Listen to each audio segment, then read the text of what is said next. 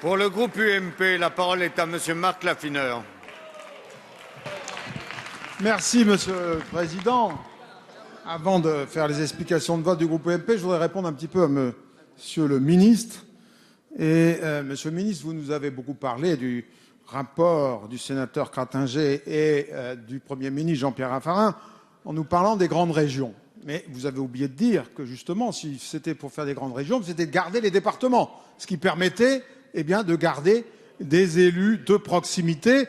Et c'est bien là que l'on vous attend sur le problème des économies. Vous nous parlez de faire des économies et qu'il y aura des économies de structure. Nous pensons, et d'ailleurs, votre gouvernement n'y croit pas, puisque votre ministre Maryse Lebranchu a écrit à tous les fonctionnaires territoriaux pour leur expliquer qu'il n'y aurait pas de diminution d'emplois dans les collectivités locales. Et nous pensons même qu'il y aura des augmentations parce que les régions seront tellement grandes que vous allez ouvrir des bureaux dans les départements pour pouvoir fonctionner. Et donc, ce ne seront plus les élus qui représenteront la région, mais ce seront des fonctionnaires et il y aura donc une recentralisation, une technostructure nouvelle qui se mettra en place et cela entraînera de nouvelles dépenses. Voilà, parce que vous, jusqu'ici, dans les études d'impact, vous ne nous avez jamais montré qu'il y aurait de diminution d'économie. Vous nous avez parlé du conseiller territorial qui serait un élu hybride.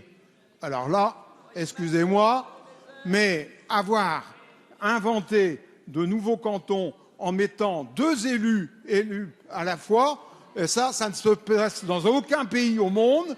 C'est seule la France elle peut le faire, seul vous l'avez fait. Et d'ailleurs, vous y croyez tellement peu que maintenant, vous voulez les supprimer. La vérité, c'est que votre texte, je crois que c'est un très bon résumé de la cacophonie et de l'indécision du président de la République et du gouvernement depuis 2 ans. Et avec, au mois de janvier, le président de la République qui, dans ses vœux en Corrèze, explique que le département est absolument indispensable et qu'il n'est absolument pas question de supprimer le département.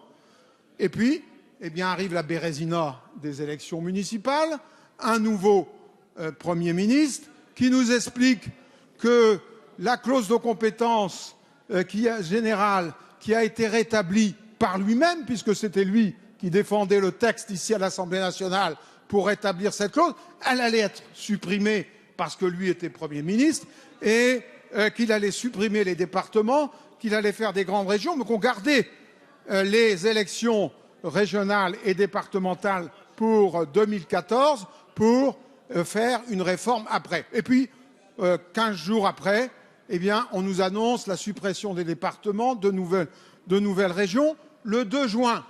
Alors, je vais vous dire simplement l'exemple peut-être qui est frappant des Pays de la Loire.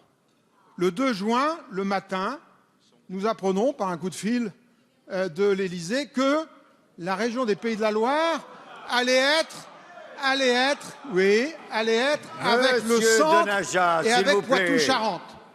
À 14h, on nous dit non, ça n'est plus ça, ce sera uniquement avec le centre. À 17h, on nous dit non, c'est avec la Bretagne. Et à 21h, le président de la République annonce que la Bretagne et les Pays de la Loire resteront seuls. Alors vraiment, cette cacophonie, je crois qu'on la voit à tous les exemples. Et puis, depuis ce temps-là, nouvelle carte déposée par la commission des lois, qui a fait un travail la semaine dernière, que je ne partage pas, mais qui a fait ce travail. Et puis hier, là, c'est le Parti socialiste qui se réunit et qui fait une nouvelle carte, d'ailleurs, faisant fi du travail qui a pu être fait par la commission des lois et par les députés, montrant là, ce que vous pouvez penser du travail des parlementaires. Donc vous voyez, nous sommes pour une réforme, la raison pour laquelle nous avions fait ce conseiller territorial, qui était en fait derrière la fusion des départements et des régions, qui là a mené de véritables économies, qui diminuaient de façon très importante le nombre d'élus, et vous, vous faites quelque chose de précipité, sans aucune concertation, sans aucune étude d'impact social, économique, financière.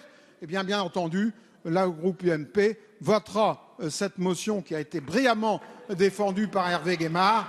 Nous souhaitons qu'elle soit votée pour qu'on puisse redébattre calmement, tranquillement, d'une véritable réforme.